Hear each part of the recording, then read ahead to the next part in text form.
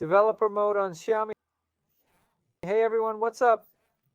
Leonardo Paiva here with another video. In this updated video, I'll show you how to activate developer mode on your Xiaomi phone. Like these kinds of videos, we've got more like this on the channel. Subscribe, hit like, I'm always making helpful videos for you guys. Alright folks, enabling developer mode is pretty simple. On your phone, look for the settings option. Click on this gear icon here. Then tap the first option, About Phone.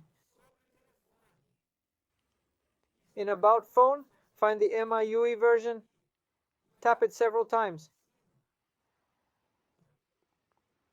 You need 5 taps to activate developer mode.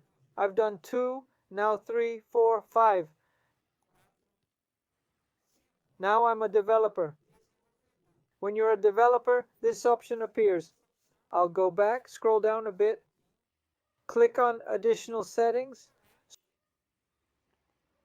Scroll down, you'll see Developer Options. This appears when you activate developer mode. Did you manage it? Let me know in the comments below. Subscribe for more tutorials. That's all for now. Take care and God bless. See you, folks.